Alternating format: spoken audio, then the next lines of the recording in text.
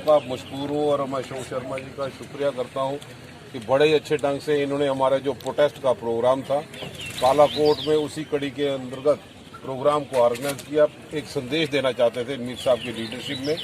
कि पूरे बाजार से होते हुए धरना बड़े शांतिपूर्वक आप लोग यहाँ पे बैठे थे और काफ़ी देर से यहाँ पे बैठे थे। जिस चीज़ को लेकर महंगाई को सिलसिले में हमने हमारा ये प्रोटेस्ट धरना यहाँ पे चल रहा है, सारे हमारे नेताओं ने इसके बारे में बात यहाँ पे रखी है।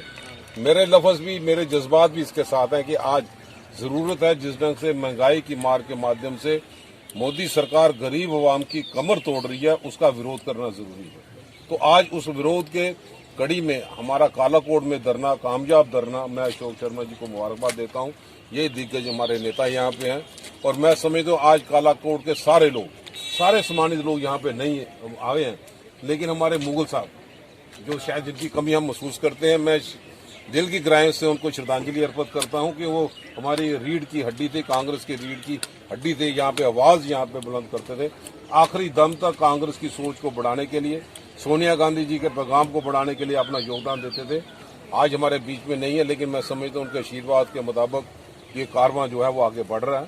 तो उसी के साथ साथ कि आज जो जरूरत है कि महंगाई की मार को लेकर, चाहे गैस की कीमतें हो, पेट्रोल की कीमत हो,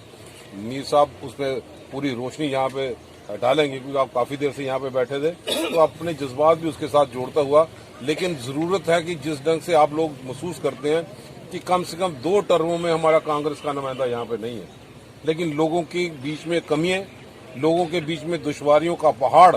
जो लोग आज हमारे कांग्रेस के करता महसूस करते हैं, अब बदलाव की जरूरत है। और मैं समझता हूँ कि आपने भाजपा आने का मकसद था और ये पिछले 15 फरवरी से शुरू किया था पूरे देश में भी और जम्मू कश्मीर में भी, जो देश महंगाई के दौर में गुजर रहा और मोदी सरकार के होते, इसकी डिटेल हमारे कई सरदार जी ने, मसूद साहब ने, दूसरे साथियों ने दिया आपको। अगर हम पेट्रोल गैस की ही बात करें तो उसको 3 गुना तब से रेट बढ़ा दी जब कांग्रेस की सरकार, मनमोहन सिंह जी की सरकार, तब जब 350 सिलेंडर होता था, ये सारी भाजपा की नौटंकी पार्टी सड़कों पर होती थी, चौकों पर खड़ा होते थे, महिलाएं लेकर खड़ा होते थे, थाल लेकर निकलते थे कि मनमोहन सिंह कहाँ सोए हो, महंगाई बढ़ गई, 350 का सिलेंडर। आज वही सिलेंडर 900 रुपए का,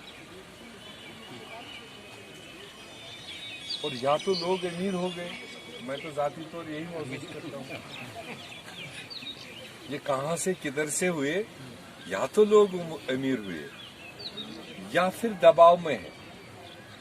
सिर्फ दबाव में या अच्छा नहीं है, और कुछ नहीं, तीन ही चीज है। अमीर नहीं हुआ। अब ये आपने सोचना है, या तो कालाकोट के लोग सारे, तो उसके कारण कुछ लोग थक के निकल भी गए। मुझे इस बात की बड़ी खुशी है कि जैसे ही शबीर खान साहब ने कहा कि हमारे प्रदेश कांग्रेस के सदर राजौरी जिला में पिछले 15 दिनों में अब दूसरी बार आए और इनके आने से वर्कर में एक उत्साह पैदा होता है, इंकरेजमेंट पैदा होती है और लगता है कि जो पार्टी हमारा भी जो है वो फिक्र कर रही है, हमारी मदद करना चाहती है। मैं मीर साहब का बहुत शुक्रिया अदा करना चाहता हूँ